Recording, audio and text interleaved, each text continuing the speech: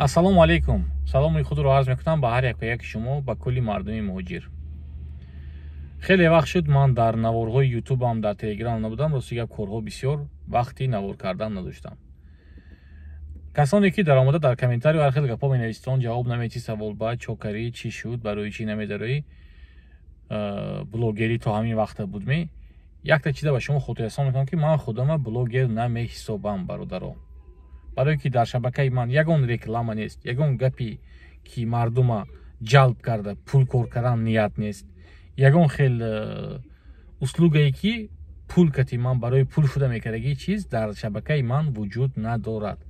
барои ҳамин ман ҳар чизе ки мекунам хос барои Аллоҳ, хос барои мардуми муҳоҷир, барои ёрдам шуданаш навор мекунам. аз ягонтаи шумо ман ягон сум қарздор нестам, ё ман пеши ягонтаи шумо забункӯта нестам ки ман при первом вашем желании якум хоҳиши шумо кутиб ромада ба шумо ҷавоб диҳам. вақтам шуд ҷавоб медиҳам, вақтам нашуд аз ҳамаи шумо бахшиш, бародарони азиз. умедворам ки маро шумо туғрӣ мефаҳмед. мақсад ин навор чӣ буд? мақсад ин навор дар бораи ҳуҷҷати ронандагии тоҷикӣ. ҳозир як гала гапу чап шудааст ки ҳамин интернету дига ҷавобе ки баъди 1 апрел тамом дига ҳуҷҷатҳои ронандагии тоҷикӣ бекор карда мешавад. барое ки бекор карда мешавад, барое ки бекор карда намешавад. Ки бояд иваз кунад, ки бояд иваз накунад. ҳамаша гуфта дар давоми навор мегузарам. ҳатман наворро нагузаронда то охир тамошо кунед.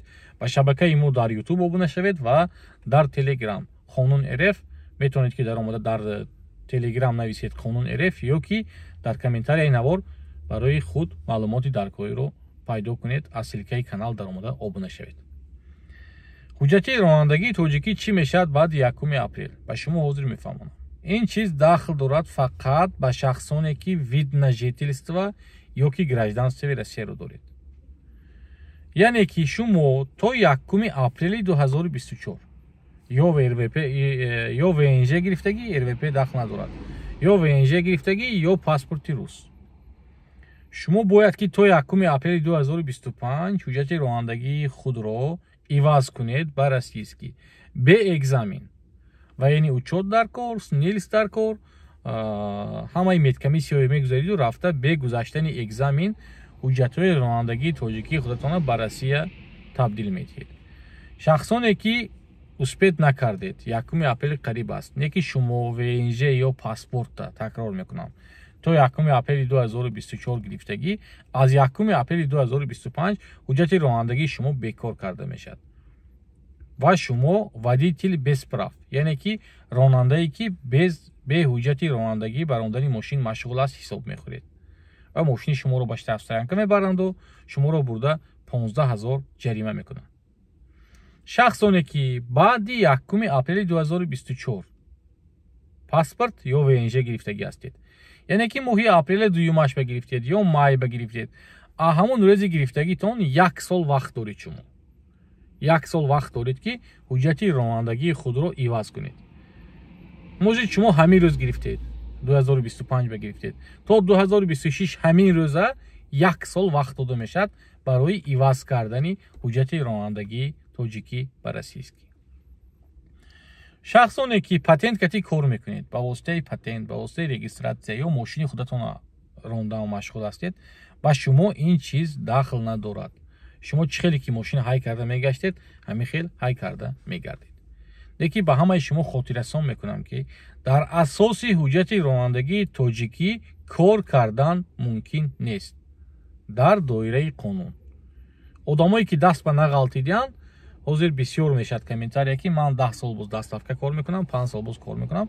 ман шумо ба арои қонун гуфта гузаштаам ки агар шуморо ҳамун полисие ки дар раҳ манд мекунад фаҳмад ки шумо кор карда истодаед, метавонад ки мошини шуморо ба штрафстоянка бараду ва шуморо бурда 15 000 ҷарима кунад, ба соҳиби коратонро то 25 000.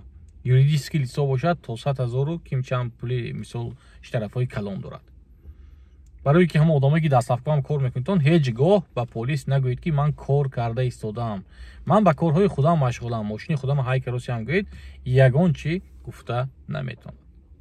яъне ки фаҳмидедан барои ҳама не, фақат барои ВНЖ дору паспортдоро ин қонун дахл дорад. баъд шахсоне ки баъди апрели 2024 ВНЖ ё паспорта гирифтагӣ шумо бо воситаи экзамен теория рафта ҳуҷҷати худронандагии худро нав мекунед. Одамое ки то 1 апрели 2024 гирифтагии ВНЖ паспорта ва ё бошанд бе экзамен. Агар шумо ҳатто 2 апрели 2024 гирифта бошидан ҳамун ВНЖ ё паспорта шумо бо воситаи экзамен теория спурда баъд иваз мекунед. Не ки стажи ҳамун праваи тоҷикитон ва праваи российскитон мегузарад. Масъалаи переводи права. Переводи права барои праваҳои тоҷикӣ лозим аст дар ҳудуди Россия ё не? Не. Тоҷикистон состави воински конвенсия ба медарад. Барои ҳамин ба праваҳои Тоҷикистон международӣ, яъне ки умуми ҷаҳонӣ ҳисоб мехӯрад ва дар Россия шумо метавонед ки ба ҳамун ҳуҷҷати ронандагии пластикӣ метавонед ки ба рондани мошин машғул шавед. Яъне ки ман то ҳол ҳуҷҷати ронандагиам тоҷикист.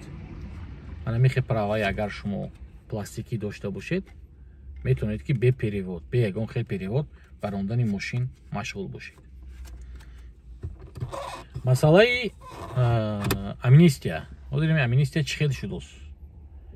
Куҷоба шудааст, куҷоба нашудааст?